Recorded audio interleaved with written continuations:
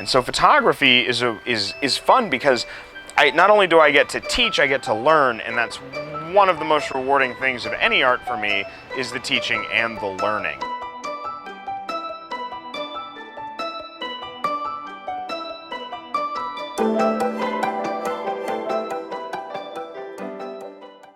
Hey, what's up you guys? Nick here. For those of you new to my channel, my name is Nick. For those of you new to my channel, I've been a professional photographer for something like 5 years now, though I've had a camera in my hand for the last 17 or 18 years now. And for those of you who are joining me for another video, thank you guys for checking this one out. This one's kind of weird.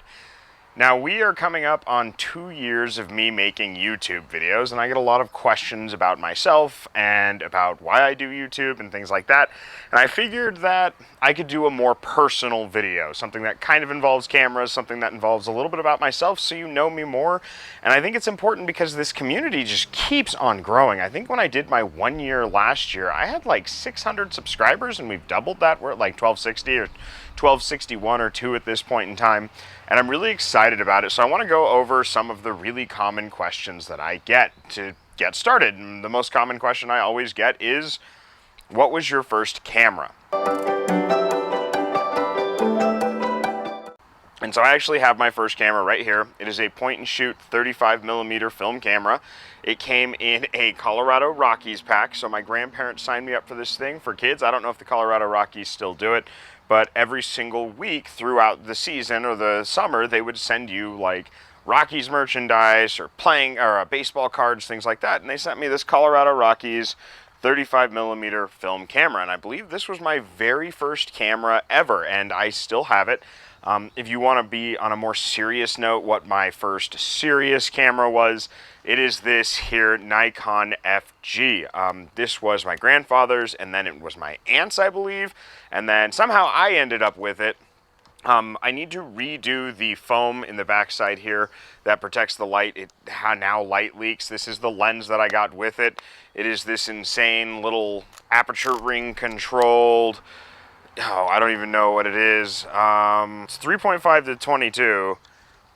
I don't know what the full zoom on this thing is. 205 millimeter, it looks like 75 to 205 is what it looks like. It's an old school Nikon lens. I need to throw it on one of my digital cameras and go do a shoot with it. I think that would be a lot of fun. And in my irresponsible youth, I did lose the lens cap. So instead of a lens cap, I keep a filter on there to protect the lens.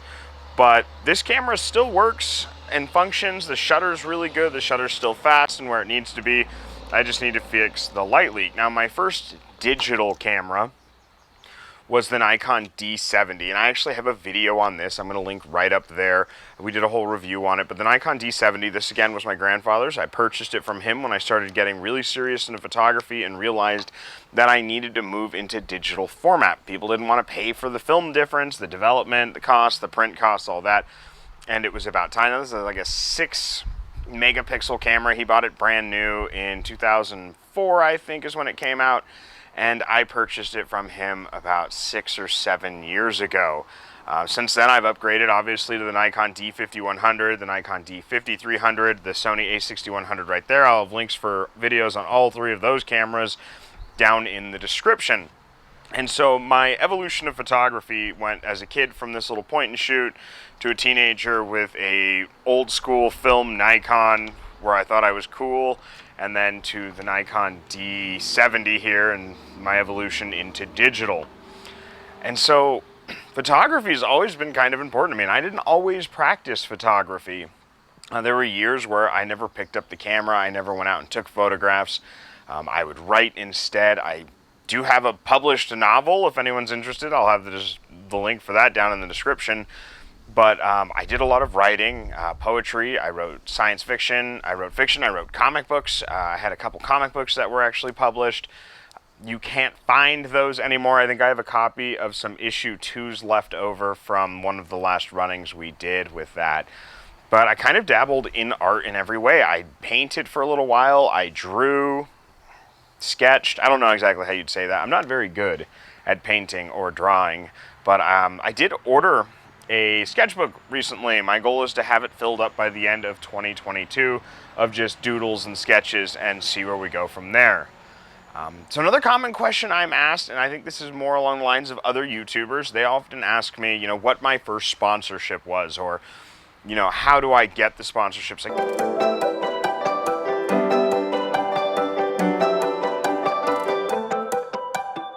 Again, if you've watched my videos, you know that I don't get a whole lot of sponsorships.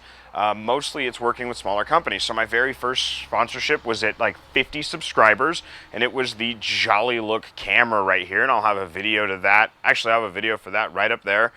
And this one is my personal one. The other one I had, the one that Jollylook sent me, actually was part of the giveaway at 500 subscribers, so I no longer have that one.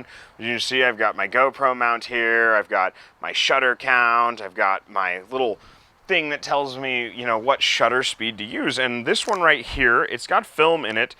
I have to take it apart and repair the shutter rubber band. The shutter rubber band actually broke, and I just haven't got around to fixing it yet. But I still have a relationship with Jollylook. I speak with them every couple of months or so. They're working on that Jollylook Auto. We've talked about it in some of my really older videos.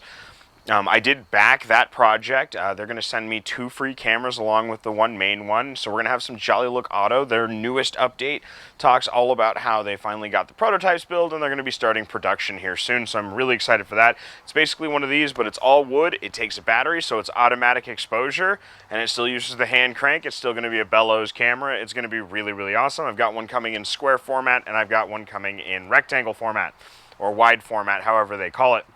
So I'm really excited about that. I still like using my Jollylook. I don't post a lot about this because for the most part I use it for personal reasons. I like to carry this in my little bag, and I take pictures here and there when I can afford the film.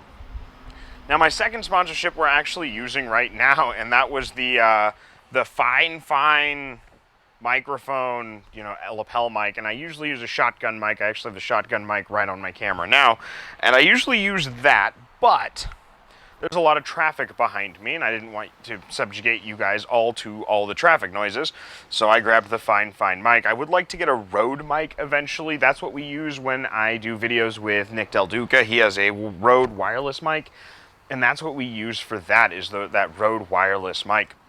And so that was like my second sponsorship. They sent me the Fifine. I did a review on it. I'll have a link to that down in the description below as well. And then the most recent one is actually K&F Concept. K&F Concept sent me this really awesome variable ND filter. It goes 3 to 11 stops. We are going to do a whole video series all on ND filters. I wanted to update you guys, though, because I haven't really talked about that one a whole lot. If some of you checked out my community, I don't know how many of you check that out often, but I actually did a video for K&F Concept. It's on their channel. I'll link that down in the description below as well, where we talk about the merits of an ND filter for portrait photography. I'll be doing another video like that for my channel. We're not going to reuse much of that footage because of YouTube's policies on things like that, but I do have a video on portrait photography and an ND filter. It just happens to be on their channel. Most of the money for the channel actually comes from merchandise sales. So the affording of the A6100, the redoing of the studio, all the new equipment we've been using, all of that stuff has actually come from merchandise sales. And if you guys are interested in my merchandise, I've got a link down in the description below. It'll be under my merch. I've got RedBubble and a TeeSpring.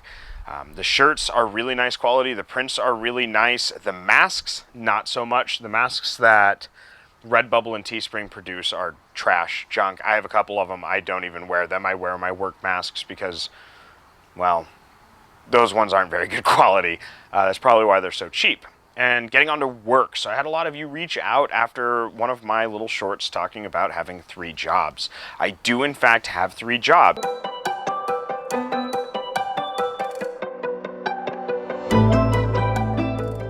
I do take photos professionally, but I am in a saturated market. There are a ton of photographers doing a ton of work, and you know, it's kind of a saturated market. I can't make a living off of it and go to school because homework and all that stuff, and my schedule isn't quite as open to photography as I would like it to be.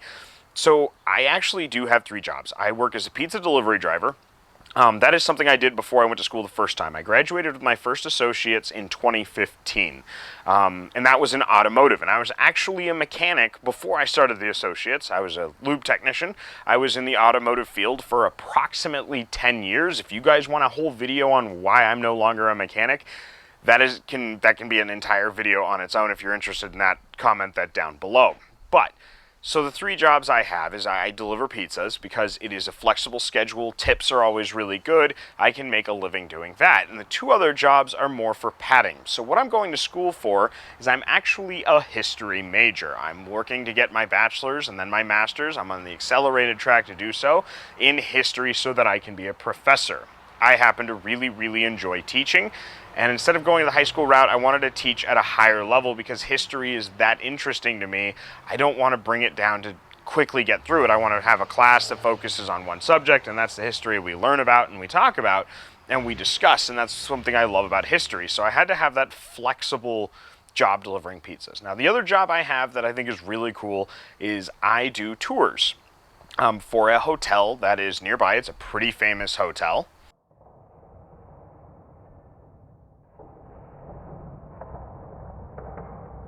And it's famous for variable different reasons. I mostly do the history tour because, again, I'm mostly interested in history, though I do occasionally do the night tours. If you guys want me to do a whole video on my tours or about, you know, the hotel that I work at or any of my experiences there, you guys just comment down below if that's something that sounds interesting to you. And the 3rd job that I'm doing is I'm actually a teacher's assistant. I work as a teacher's assistant at a local community college. It is not in the chosen field of history, though. I'm actually a teacher's assistant for automotive. Again, I was a mechanic for about 10 years, so I have the know-how to do so, and it's helping build my resume of teaching experience so that it'll be a little bit easier when I get into the work world. And so really that's what it came down to, is I needed professional public speaking experience because YouTube doesn't really qualify on a resume, and that's why I work up in the mountains at that hotel. I needed some professional teaching experience, at least in some manner, so that I can start applying for TA jobs when I start getting into graduate school, and that's why I'm that's why I'm a teacher's assistant at the community college teaching automotive. And delivering pizzas is really kind of my rock. It's kind of, I can always fall back on it if something happens, if we go into another lockdown and the school and the hotel close down. You know, delivering pizza will always be there for me. It'll be a job that I can always do. It's flexible and the money isn't too bad. So that's why I work 3 jobs and I go to school full time. So why did I start making YouTube videos? That is a common question that I get asked a lot, both by photographers, other YouTubers, and people that are just curious. And so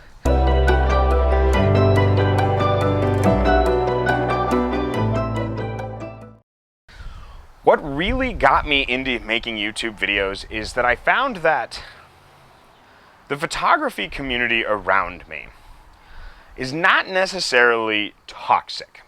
There's a lot of really talented photographers who are not toxic people, but there is a lot of toxic people in that community, and there's a lot of gatekeeping. And it was the gatekeeping that truly bothered me. Most photographers, not all, but a good majority of them, won't take on an apprentice. They won't take on a photographer's assistant that's interested in photography, anything like that, because it breeds competition. And I found this gatekeeping that I didn't really like. Didn't really appeal to me. And I turned to YouTube and I was looking at other people's videos, and a lot of those YouTubers, not all of them, but a lot of photography YouTubers, that, you know, they're using more high-end gear. They're using more, you know, expensive gear, and they're going on these big shoots, and they're not always explaining exactly what they're doing or why they're doing it. And so as much as I hate the post your settings when you're doing a Facebook post, and we're going to talk about that in another video, I absolutely just didn't like that. I figured, okay, well, there's kind of this niche in the market. You know, there's not a lot of people talking and reviewing about budget-friendly equipment. They're not talking about used equipment. They're not talking about older used cameras and the quality of those cameras in a modern sense. I think the video that blew up the channel was the Nikon D5100 review for 2019 or 2020. That really just blew up the channel. It exploded the channel. That's still one of my most viewed videos.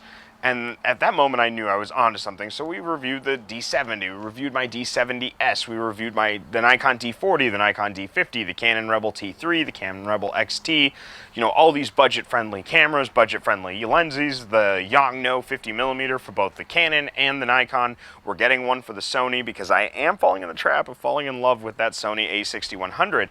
And so I wanted to create a channel where I could build a community that neither gate kept each other but helped each other learn, helped each other collaborate, helped each other build upon their experiences, even with older cameras, so that we could all be successful artists and successful photographers. And I don't mean successful in a way where we're all making money. I mean successful in a way where we are happy with our art. We don't feel that we're being degraded because we're using an older camera, we're using a cheaper lens, we're using a third-party lens, we don't have the best and greatest at the time. And that's the community I want to build, and that's the community we've built so far. I've got 1,262 subscribers, and every single one of you is fantastic in the comments. You're friendly to each other, you're encouraging, and I absolutely love that. It's one of my favorite things. Now, what got me into photography?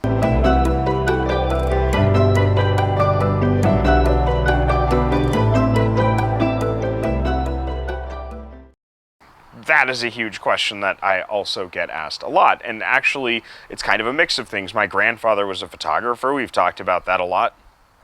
But really, it was just, you know, growing up wasn't easy. I mean, it's not easy for anyone. I'm not gonna weave you a tale of, oh, woe is me, my childhood was terrible, but it wasn't easy.